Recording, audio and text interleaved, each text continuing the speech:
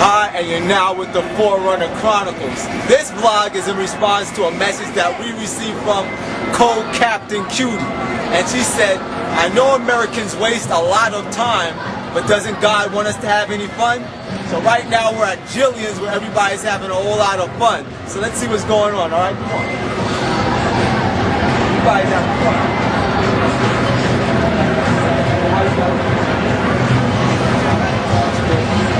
I want to ask you guys a question, alright? Did you hear that this week past, President Bush signed a bill that he could actually put U.S. citizens in concentration camps? No. That he could torture you? No. No? You didn't know that, right? No. Okay, no problem. Thanks a lot. Alright. Come on, let's have some fun. You know that this week past, President Bush, don't put it in his face. President Bush just signed a bill that he can put U.S. citizens in concentration camps. It's crazy, right? Come on, let's have some more fun. You know that this week past, President Bush just signed a bill that he could put U.S. citizens in concentration camps. I didn't know that. You didn't know that, right? Crazy, right? All right, good luck.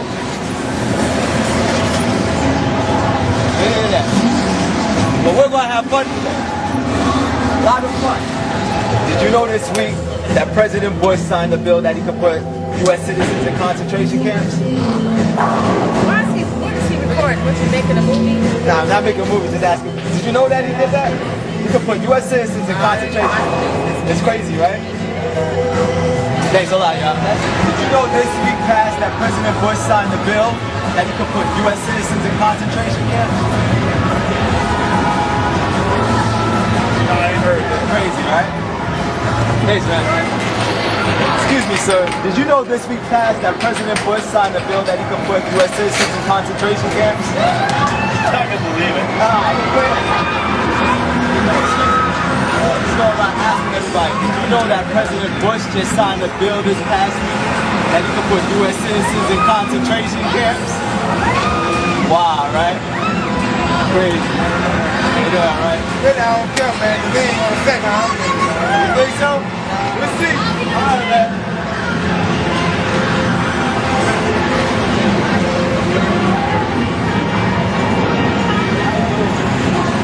Sorry about it. You know this past week that President Bush signed a bill that he could put U.S. citizens in concentration camps? That's what I'm doing. I'm asking a question to people in the public. No, I do not. Wow, isn't it? Wow. Have a nice time, right? Have fun. Have fun. All right.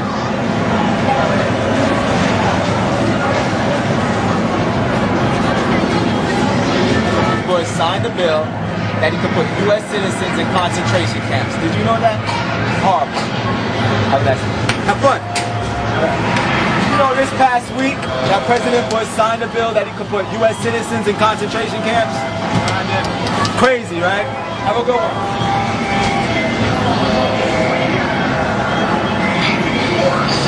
But we're having fun though. Let's have fun. Hey everybody, sorry to bother you. Did you know this past week President Bush, he signed a bill that he could put U.S. citizens in concentration camps? Did you know that? You? Anybody? No? Have fun, have fun. Alright. Oh boy. But let's have fun though. Let's have fun. Hey, excuse me, man. Did you know this past week that President Bush signed a bill that he could put U.S. citizens in concentration camps? I don't know. Alright. Have a great one. While we were all having so much fun, on May 30th, WorldNet Daily published this article, Emergency Detention Plan, This Way to Camps. Halliburton's former engineering and construction subsidiary has a contingency contract with the Department of Homeland Security to construct detention facilities in the event of a national emergency.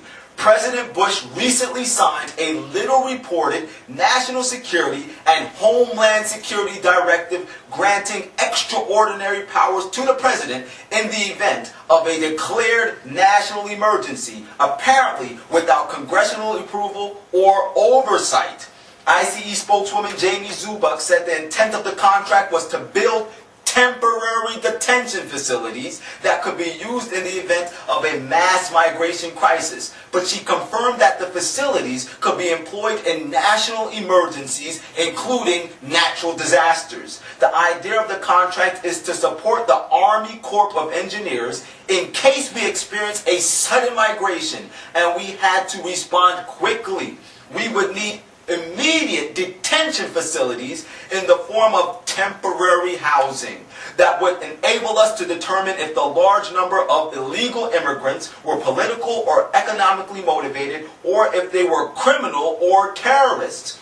Last week, the May 9th directive signed by Bush concentrates an unprecedented amount of emergency authority in the office of the president, specifying the chief executive would have the authority to direct national essential functions of all federal, state, local, territorial, and tribal governments, as well as private sector organizations in the event of a national emergency. The directive loosely defines catastrophic emergency as any incident, regardless of location, that results in extraordinary levels of mass casualties, damage, or disruption. Another article stated on the same subject, because the bill passed through the U.S. Congress with lightning speed, few Americans notice that it empowers the president to declare not just aliens, but U.S. citizens unlawful enemy combatants. Anyone who donates money to a charity that turns up on Bush's list of terrorist organizations or who speaks out against the government's policies could be declared an unlawful enemy combatant and imprisoned indefinitely. That includes American citizens, according to one Homeland Security Department executive who spoke on the condition of anonymity. We were warned in the book of Luke, chapter 21 and verse 34, take heed to yourselves, lest by any means your hearts be overcharged with surfeiting, overeating, and drunkenness, and the cares of this life, so that that day come upon you unawares. For as a snare it shall come upon all them that dwell on the earth. Watch and pray, that ye may be accounted worthy to escape all these things that will come to pass and stand before the Son of Man.